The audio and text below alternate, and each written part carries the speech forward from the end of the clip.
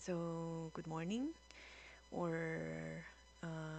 naimbag nga oras kadagiti viewers na rating channel ngay kat idiretso tayo gor dito sa marunong ako kanya as promised ngay kat di ba datiin magak idi last nga video nga in-upload ko idi kalman no nang agkamani nga explore tayo DJ Kwan DJ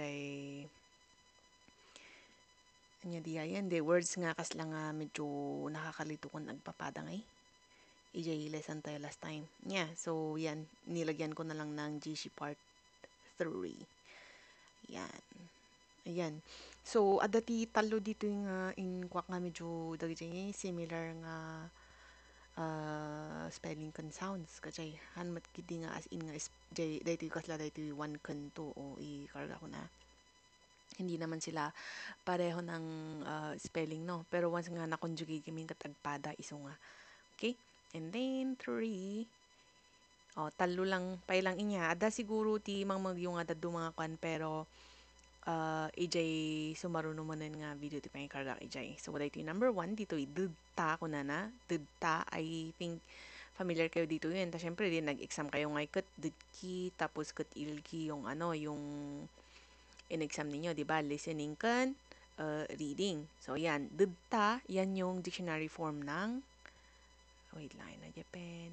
Dictionary form ng natin. Ay, wait man. Puspus kulak man dahi tingakan. Ay, wala na yatang ipupuskul to. Kagaya ng mukha ko. Joke. Awan, wala nang ipupuskul yung pen ko Ayan, anyways. Anya na gana rin. Ibagbalak tatayan. Data nga kasaday kon na day dictionary form na. Tapos dahi number 2 nga dulda. Maiket means to raise, to lift, kasi ingato, to carry, it can mean to carry also. Ayan.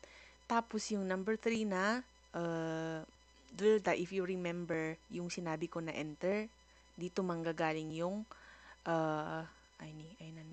naawan. Yung lesson natin last time na, 들어가다큰, 들어오다.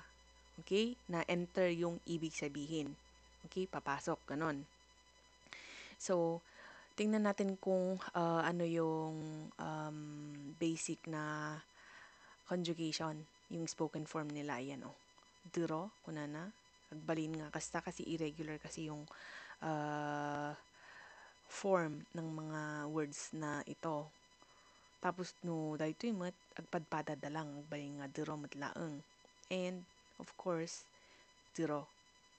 And then next, no kargam lang tiyo, padpada namat lang. 들어요.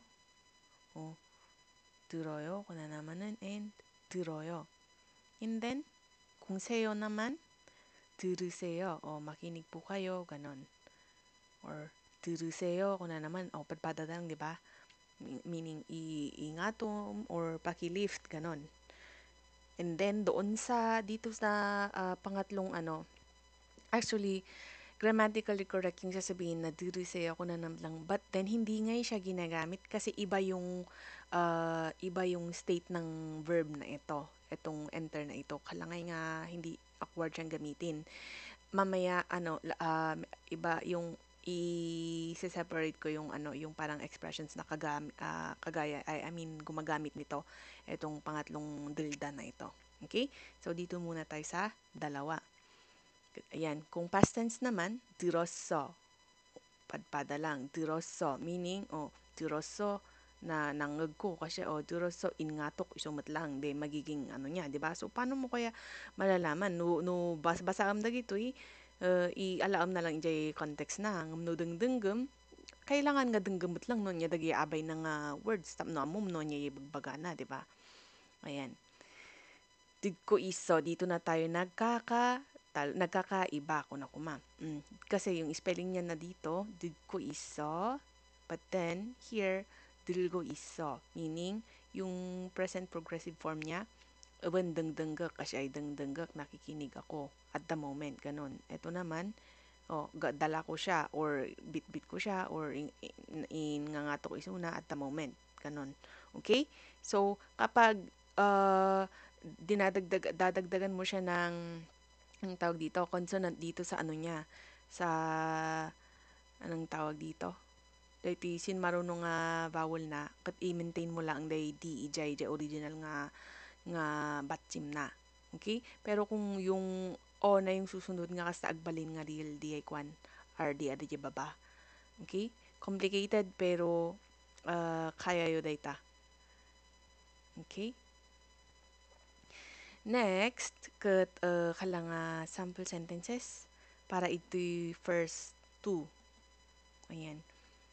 듣다 unan today listen nga di ay to listen kuno na 내 말 듣고 있어? 등등금대 ibagbagak kuno na 내 말 듣고 있어?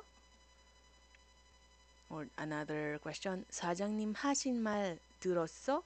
낭흑무제 imbaga ni 사장님, te imbaga ng word. Huwag kayong confused dagi jay kwante dagi jay adati she na nga yan yung inaad. Actually dito nanggagaling yung se, yung saseo, yung mga ganon-ganon. Siguro aggarami dakto ti another lesson nga mangko ijay para para confident kayo na may respect yung mga gamit yung salita niya no once nga adali yung DJ.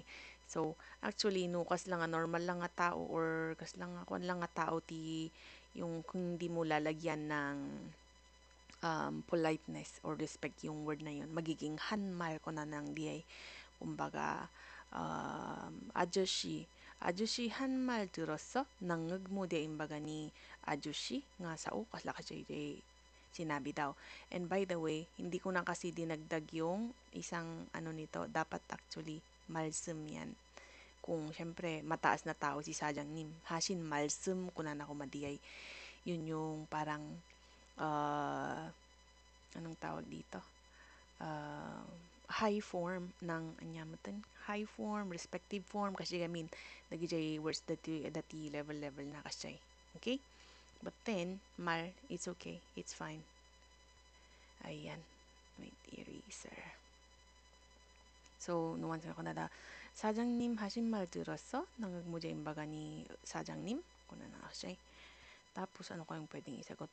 아니요, 못 들었어요. 그럼 han ko nga nangag 못 들었어요. Hindi ko narinig. Tapos pwedeng sabihin mo 목소리가 잘 안 들려요. Kung naman nga kasi, paano naging 들려 yun? Hindi naman siya 들었. Ano yun? Kung kunam tumanan nga. Kasi actually, dito lalabas yung, ayan, 들리다. Kung naaalala nyo yung lesson sa English ng anong mga tawag dito, stative verbs, yung ganon, nag-j verbs nga. Anya na ganada ito eh. Or kung hindi ako nagkakamali, hindi yun stative pala. Kas lang nga, anya na ganada yun.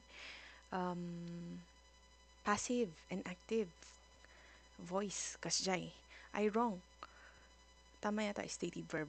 Basta, tikayat na nga sa one dito, dating nga verb to usaram, which is, by the way, conjugated to dilyo. Ngay kat jay boses ti subject mo dita, jay boses ti bagbaga mga haan nga mangeg. Okay?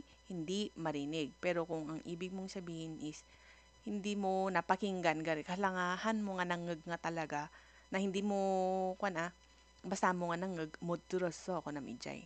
Ngamno jay boses katan nga mangeg, di kahit mga ibaga, andilyoyo, andilyoyo, kasjay. Okay? 목소리 더 크게 하세요.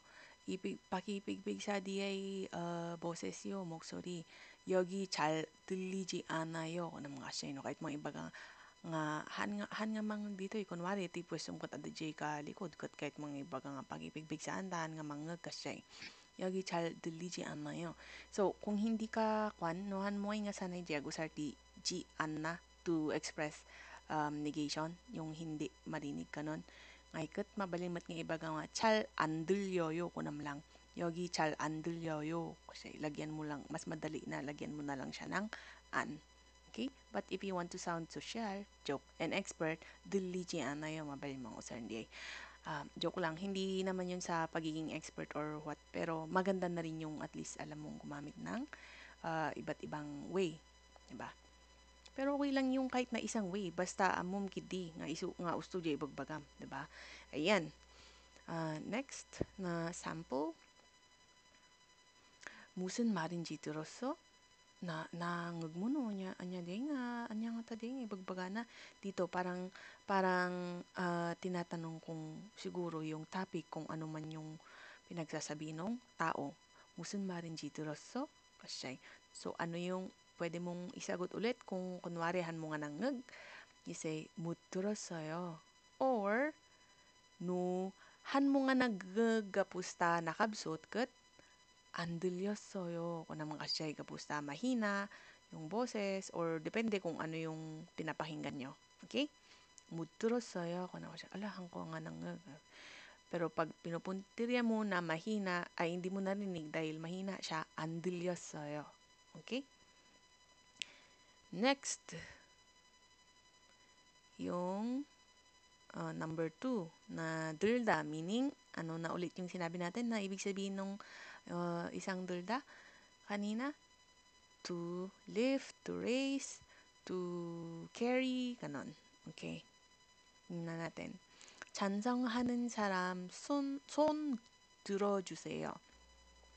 찬성하는 사람 손 들어주세요. Kung ano kasi pag sinabing 찬성, hada is yung parang agree.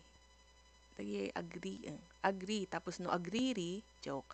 Jay haan or di ay oppose kasi ket bande. Kumbaga, meron kayong pinagbobotohan doon sa company. Ano, papalitan ba natin yung ganyan? Or magkakaltas ba tayo ng ganito? Or iaangat ba natin yung kaltas ng ganyan? Yung ganon. Tapos, kunwari, nag-meeting kayo. So, may mag-agree, may magdi-disagree. Ayan. So, 찬성하는 사람. Kung na dagijay agree. Dito, ngay kat, 손 들어주세요. Or 손 들어. Kung nadalang kasi jay mabel nga 손 들어. Meaning, itaas. Raise your hands. 손 들어주세요. Pakitaas po ang kamay. Ganon. Okay? Tapos, ano pa? pwedeng gamit niyan. 박스를 들어서 밑에 확인하세요. kunwari, ang work mo is meron kang chine-check kung may leak yung box or may mancha doon sa baba niya or malay mo doon sa ini-instruct niya na yung nalcha or yung date na maipiprint doon sa box is doon sa baba makikita. So, kung gusto mong i-확인 yon or i-check, you have to lift the box. So, 박스를 들어서 ingatom kano di box 밑에 확인하세요. Sa itong mga i-check jay baba na. Okay? 들어서 remember again yung addition ng yung isang gamit nung so na dinadagdag sa mga verbs is yung kapag meron pa siyang katuloy na sasabihin, no? That ikatuloy na nga ibaga. Kasla di ay in example ko last time or let's make another example. 그쪽 가서 kasi apang kaijay sato ka nga yung ganon. Okay? Or ano pa ba ang ibang verbs? 음식을 요리해서 mag-iluto mo yung pagkain, 요리해서 먹어야지, yung ganon. Okay? Next, 공구함 들고 와. So, dito napapasok yung meaning ng word na ito na to carry. Ganon. 들고 와. And then, meron siyang wa na kasama. Ito, para siyang pag sinabing 들고 오다, kalangay nga another, 들고 가. 들고 가다. Ayan. The same, yung parang lesson natin kahapon, nga jay oda, kan kada nga maidekat iti verb. No kunada nga, 들고, sorry, may go pala yan. 들고 오다, 들고 가다. Pag sinabing 들고 오다, meaning, you bring it here. Dalhin mo dito, ganun. Pag sinabi namang 들고 가다, itugot mo, ijay papanam. Or di pangibabaon na nakinyam. So, nuance nga kung nadakinyam mga gongguam 들고와, meaning, kasama mo yung nag-uutos sa'yo, tapos pinapakuha niya sa'yo yung gongguham. Anyaman di gongguham? Toolbox. Ayan. Gets? 들고 와. ang kalan jay kwa toolbox ko na nakakasyay. Tapos, another usage, 지갑 안 들고 왔네요.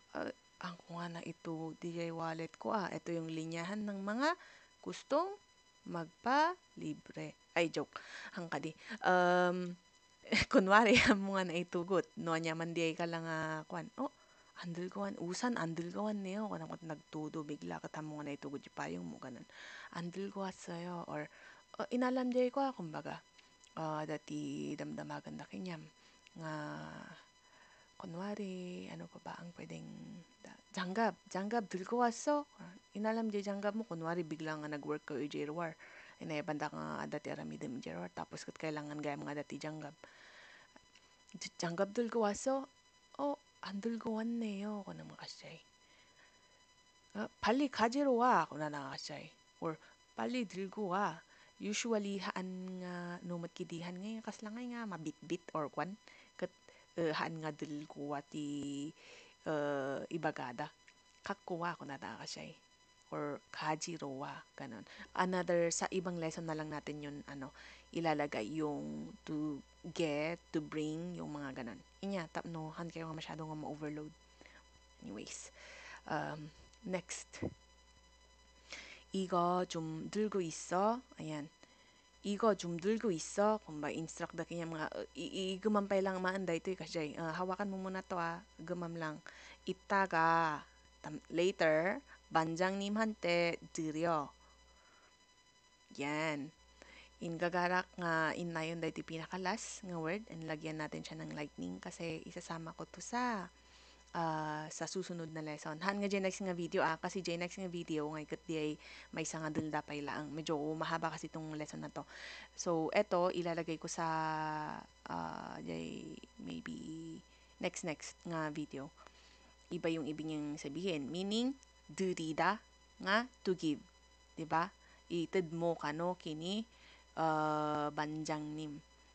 Gumampay lang kung na dito. 이거 좀 들고 있어. 하와kan mo na to 이따가 반장님한테 드려. Bigay mo kay 반장님. Pwede namang 반장님한테 줘 kung na nakakasjay. No, kung mas mataas kaysa sa 반장님 yung nagsasabi sa'yo. Pero, kunwari, this person wants to give respect to the 반장님, she will say, or he or she will say, 드려.